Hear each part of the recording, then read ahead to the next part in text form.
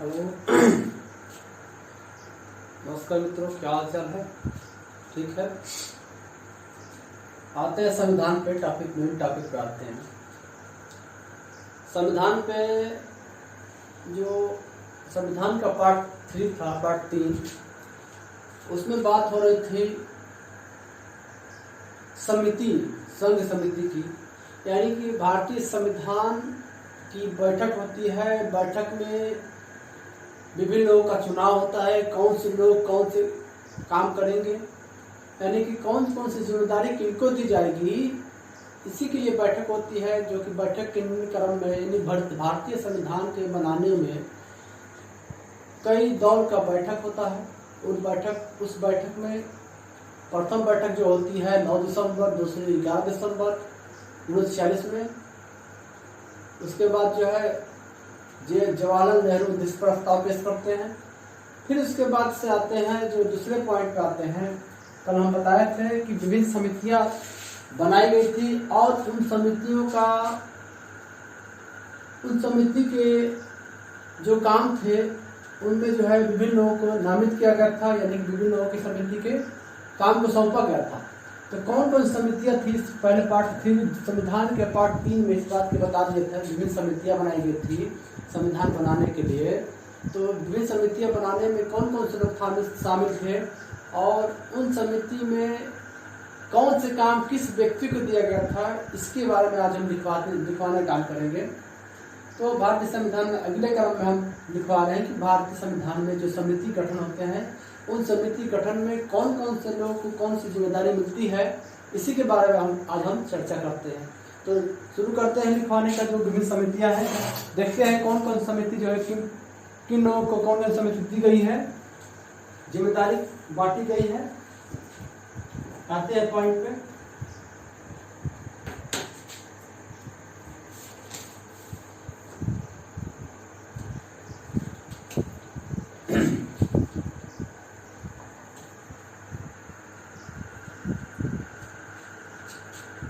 संविधान सभा की विभिन्न समितियां।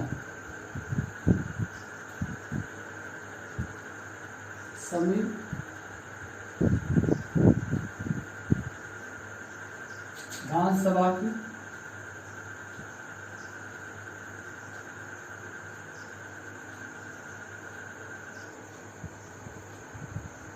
विभिन्न समितियां।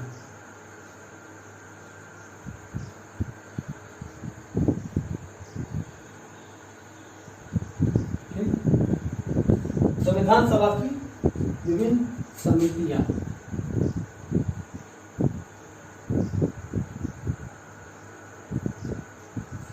तो प्रथम जो समिति के जो संविधान सभा के प्रथम व्यक्ति थे जिनको संविधान सभा का अध्यक्ष बनाया गया था, संविधान समिति के ड्राफ्टिंग कमेटी, जिसको हम प्रारूप समिति भी कहते हैं। संविधान सभा की ड्राफ्टिंग कमेटी यानी प्रारूप, जो रूप तैयार करना था, उन रूप तैयार करने के जो नामित किया गया था, जिन व्यक्ति को नामित किया गया था, उसमें प्रथम व्यक्ति जो थे डॉक्टर BR अम्बेडकर यानी भीमराव अम्बेडकर। यानी कि संविधान सभा की ड्राफ्टिंग कमेटी जिसको कहते हैं, इसको हम प्रारूप समिति भी कहते हैं। प्रथम व्यक्ति जो होते हैं नामित, जिनके नाम का जिक्र आता है या जिनके नाम की जो है नामित होते हैं, जो प्रारूप समिति के जो प्रथम व्यक्ति जो थे वो डॉक्टर भीमराव अम्बेडकर। तो लिखवाते हैं अगले क्रम में। प्रारूप समिति के जो अध्यक्ष थे डॉक्टर भीमराव अम्बेडकर।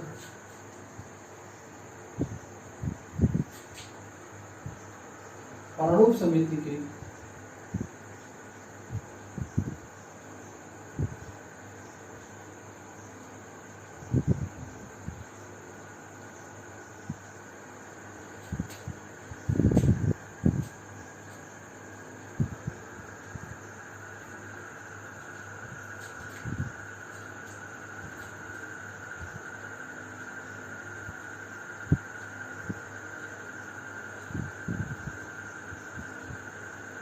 डॉक्टर भीमराव अम्बेडकर भी कहते हैं। ठीक, प्रारूप समिति के अध्यक्ष बनाया गया। दूसरे जो आते हैं, दूसरा जो काम सौंपा जाता है संघ समिति।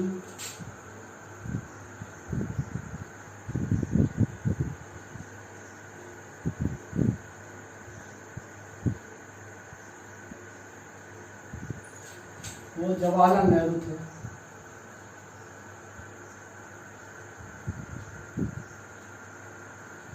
ठीक, अब जो है तीसरा जो कार्य आता है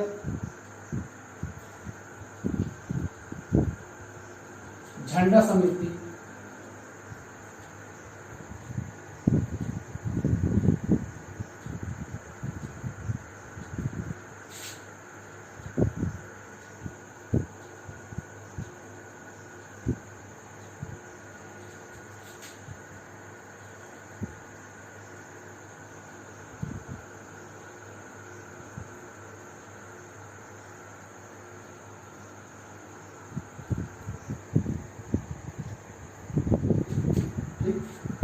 ये संविधान सभा की विभिन्न समितियां हैं।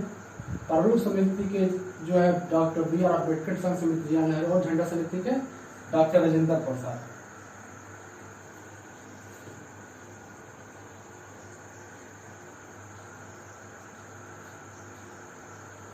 दूसरी बात एक नई बात है,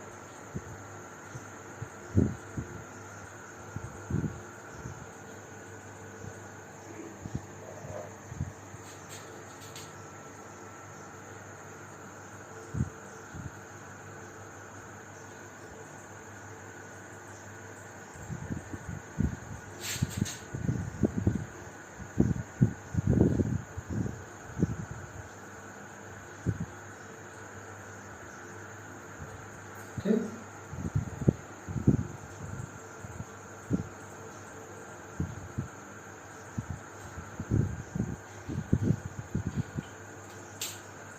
थोड़ा इस पे बात हम कर लेते हैं।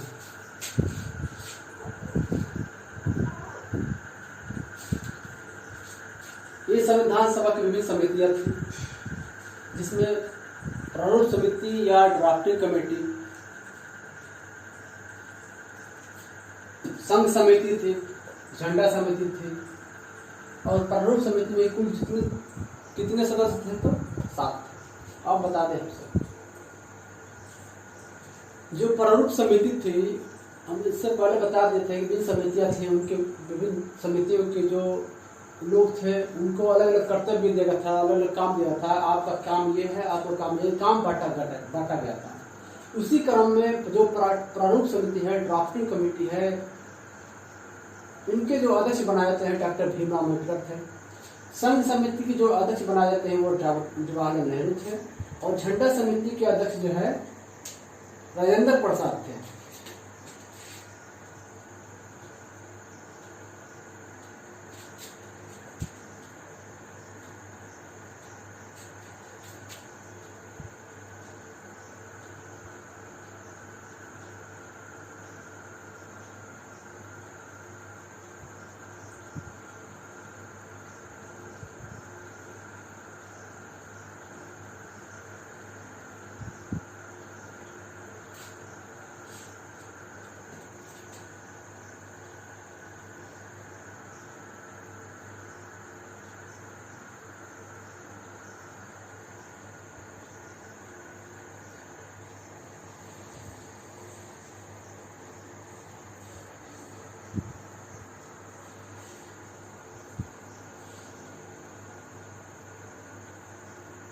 ठीक, एक विवादित क्वेश्चन आता है, देखिए बता दें आपसे, बार बार क्वेश्चन आता है पेपर में, हमेशा आता है कि जो संघ समिति, हाँ संघ समिति, ये ड्राफ्टिंग कमेटी होगा अम्बेडकर, संघ समिति जवाहरलाल नेहरू और झंडा समिति डॉक्टर राजेंद्र प्रसाद। संघ समिति के मतलब ये होता है, क्योंकि भारत राज्यों का संघ है, भारत क्या है, 28 राज्यों का संघ है, 28 यानी कि कुल मिला के भारत राज्यों का संघ है। और उस संघ के जो अध्यक्ष थे वो क्या बनाया गया था, वो जवाहरलाल नेहरू बनाया गया था। यही संघ समिति थी, संघ के जितने भी काम थे, जितने भी कार्य सौंपा गया था, वो जो है जवाहरलाल नेहरू को सौंपा गया था संघ समिति में। ठीक, अब दूसरी बात आती है झंडा समिति की। झंडा समिति के बारे में क्वेश्चन आता है, बार बार क्वेश्चन आया, हम भी देखे हैं कि झंडा समिति का अध्यक्ष कौन थे, तो जेपी कृपलानी। ये इस बात को आप कंफर्म कर दें कि जेपी कृपलानी जो बैठक होती है, इस ड्राफ्टिंग कमेटी की जो बैठक होती है, इसमें जेपी कृपलानी कहीं पर नहीं थे, ठीक ना। यानी कि जो ड्राफ्टिंग कमेटी की बैठक होती है, संविधान सभा की विभिन्न समितियां की जो बैठक होती है, उसमें विभिन्न लोगों को जो कार्य सौंपा जाता है, उसमें जो है जेपी कृपलानी, अक्सर प्रश्न आते हैं जेपी कृपलानी झंडा समिति के, ये जेपी कृपलानी जो है उस बैठक में कहीं शामिल नहीं थे, इसलिए झंडा समिति के अध्यक्ष के बारे में इनका नाम जो आ रहा है वो क्वेश्चन प्रश्न ही गलत है। जो क्वेश्चन पूछा जाता है प्रश्न गलत है। वो संजोग से यदि आ जाता है तो आप जेपी कृपलानी को मार दीजिएगा, यदि राजेंद्र प्रसाद का ऑप्शन ना हो तो। यानी कि झंडा समिति के जो अध्यक्ष पद थे वो डॉक्टर राजेंद्र प्रसाद थे। यानी कि डॉक्टर राजेंद्र प्रसाद को झंडा समिति या झंडा के जो भी कार्यभार सौंपा गया था वो डॉक्टर राजेंद्र प्रसाद सौंपा गया था, न कि जेपी कृपलानी को। अगर जो पेपर में आ जाए जेपी कृपलानी और राजेंद्र प्रसाद, तो किसी भी कीमत पर जेपी कृपलानी नहीं होगा, बल्कि क्या होगा, डॉक्टर राजेंद्र प्रसाद। ठीक, ये झंडा समिति अपवाद क्वेश्चन है, हमेशा आता है अपवाद, इसलिए हम अपवाद कंफर्म कराते हैं। अब दूसरी बात आ रही है, प्रारूप समिति में कुल कितने सदस्य थे, इसको बहुत लोग कम जानते हैं। प्रारूप समिति कितने सदस्य थे, उनका नाम नहीं लिखवाएंगे। जो प्रारूप समिति के जो सदस्य थे वो 7 थे।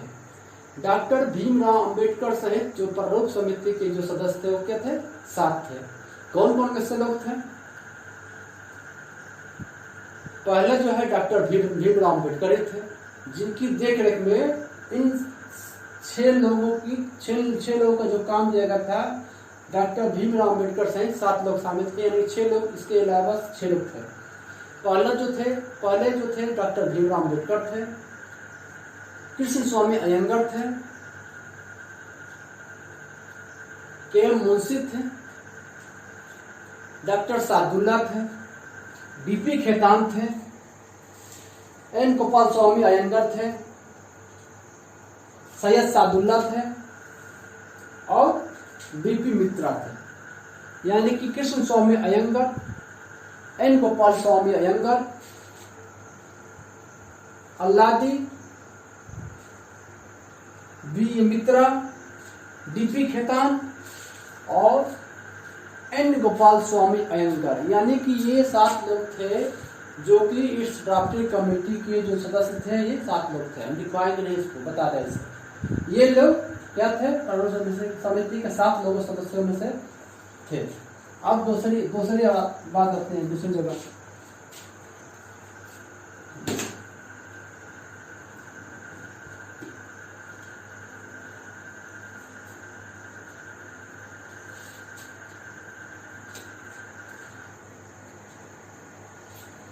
एक कोटेशन बता सकते हैं।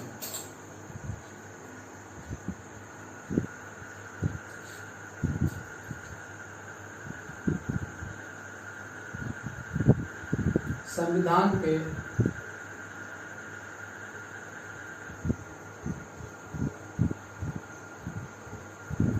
42वें संविधान संशोधन द्वारा 42वें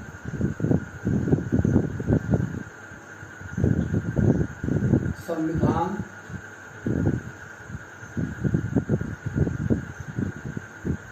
संशोधन द्वारा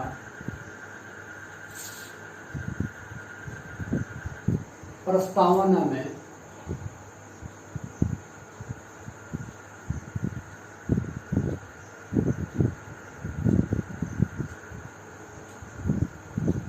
तीन शब्द जोड़े गए।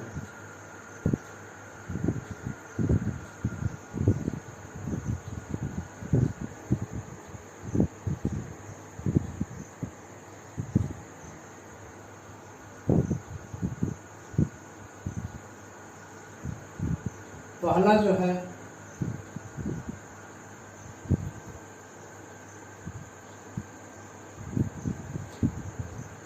समाजवाद,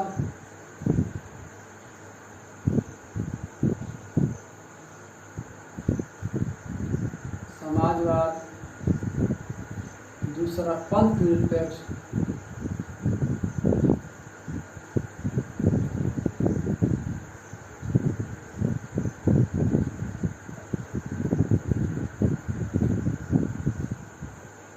और तीसरा क्या है समाजवाद, पंथ निरपेक्ष और राष्ट्र की अखंडता।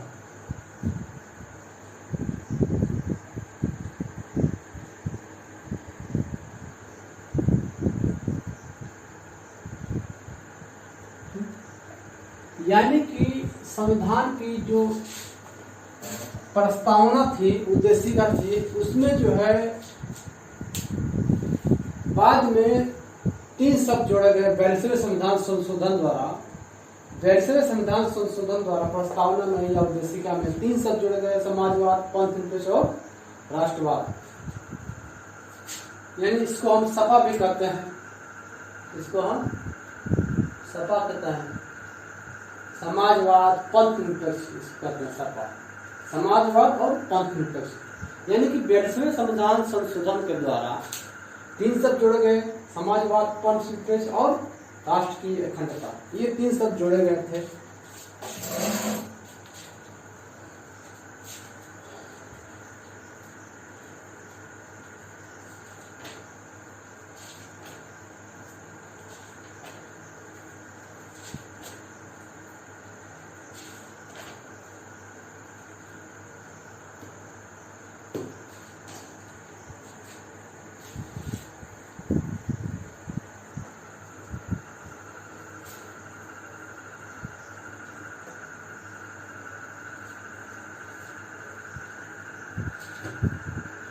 अब आते हैं संविधान का आर्टिकल 1, यानी कि संविधान के मुख्य बिंदु पे आते हैं।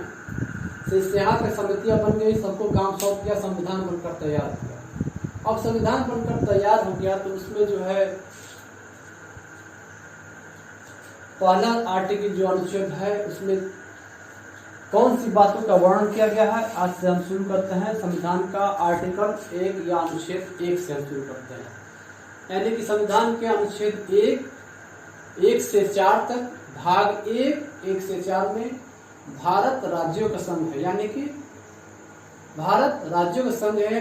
भाग 1 आर्टिकल अनुच्छेद 1 से 4 ये है भारत राज्यों का संघ है, इसमें दिया गया है। यानी 1 से 4 में क्या दिया गया है, भारत राज्यों का संघ है। भाग 1 अनुच्छेद 1 से 4 में भारत राज्यों का संघ है। भाग 2 5 से 11 सिटीजनशिप यानी नागरिकता है। यानी कि भाग 2 सिटीजनशिप नागरिकता है, अनुच्छेद 5 से 11। और भाग 3 है 12 से 35 मूल अधिकार यानी कि फंडामेंटल राइट्स। भाग 3 12 से 35 मूल अधिकार फंडामेंटल राइट्स। उसके बाद से भाग 3 आता है, भाग 3 हो गया मूल अधिकार। उसके बाद भाग 4 आता है 36 से 51 राज्य के नीति निर्देशक तत्व। भाग 4 36 से 51 आर्टिकल अनुच्छेद 36 से 51 राज्य के नीति निर्देशक तत्व। और भाग 4 को 51 को में मूल कर्तव्य। इससे हम शुरुआत करते हैं।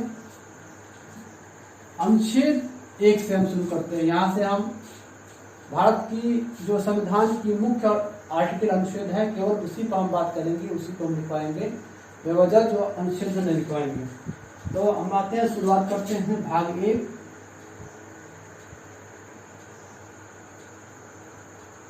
भाग 1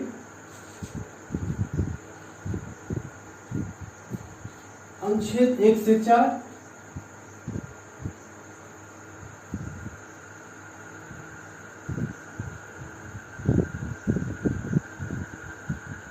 अनुच्छेद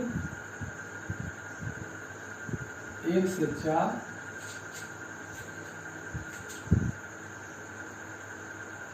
संघ तथा उसके राज्य क्षेत्र।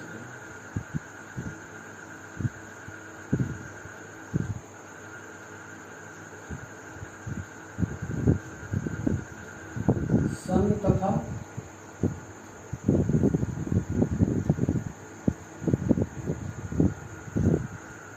उनके राज्य क्षेत्र। यानी कि हमने बता दिया था कि आर्टिकल जो है 1 से 4 में संघ और उसके राज्य क्षेत्र के संबंध में उल्लेख किया गया है। यानी कि भाग 1 में अनुच्छेद 1 से 4 में भारत राज्यों का संघ है, इस बात का उल्लेख किया गया है आर्टिकल अनुच्छेद 1 से 4 में। तो प्रथम जो अनुच्छेद है, यानी कि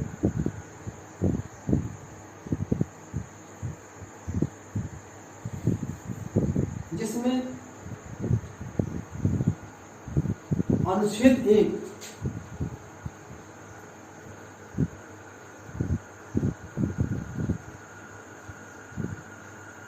अनुच्छेद 1 में जो है भारत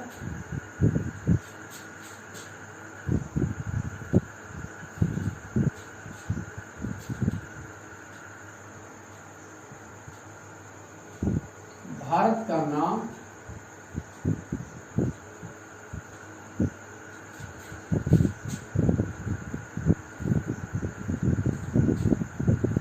यानी कि भारत को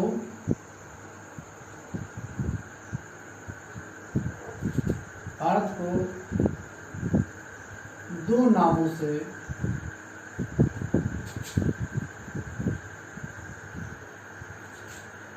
उल्लेख किया गया है। ठीक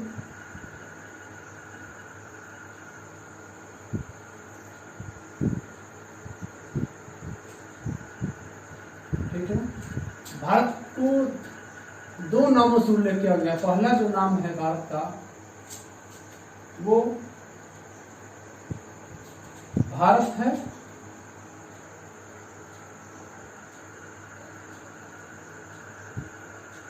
दूसरा जो नाम लिखा गया भारत के नाम से, इंडिया। ठीक।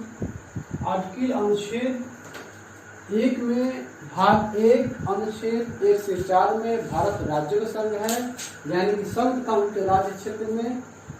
आर्टिकल 1 में भारत राज्यों का संघ है, इसमें अनुच्छेद 1 में भारत के दो नामों से उल्लेख किया गया है, पहला भारत और दूसरा इंडिया। यानी कि भारत के दो नाम दिए गए हैं जो संवैधानिक महत्व के हिसाब से, संविधान के हिसाब से जो दिया गया है।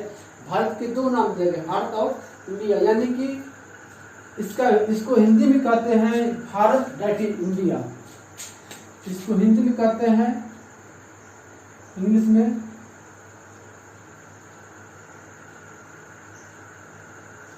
भारत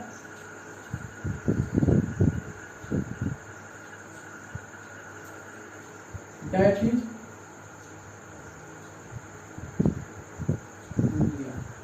यानी कि भारत को दो नामों से उल्लेख किया, भारत और इंडिया है। भारत दैट इज इंडिया, यानी जो भारत है वो इंडिया है, जो इंडिया है वो भारत है। इस तरह से भारत के दो नामों से उल्लेख किया गया है। ये आर्टिकल अनुच्छेद आज से शुरू होता है। ये बातें हैं भारत अनुच्छेद 1 में भाग 1 अनुच्छेद 1 से 4 भारत संघ तथा उनके राज्य क्षेत्र में। आर्टिकल 1 में भारत और उन दो नामों से उल्लेख किया गया अनुच्छेद 1 में, भारत और इंडिया। ये भारत दैट इंडिया, इंडिया जो इंडिया है वो भारत है, जो भारत है वो इंडिया है। ये चीज है अनुच्छेद 1 में। अब फिर आगे हम बात करेंगे संघ किसे कहते हैं, फेडरेशन किसे कहते हैं। आज के लिए फिलहाल इतना ही, अगले टर्म में बात होगी।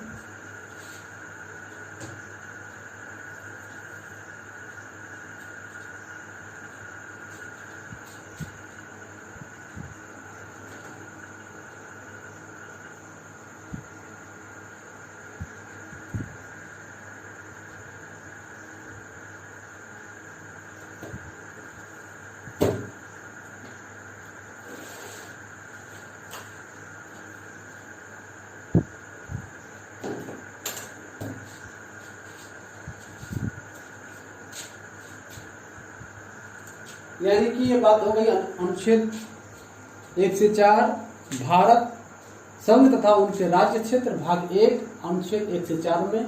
जो अनुच्छेद 1 है भारत के 2 नामों से उल्लेख किया गया है, भारत और इंडिया, यानी कि भारत दैट इज इंडिया। जो इंडिया है वो भारत है और जो भारत है वो इंडिया है।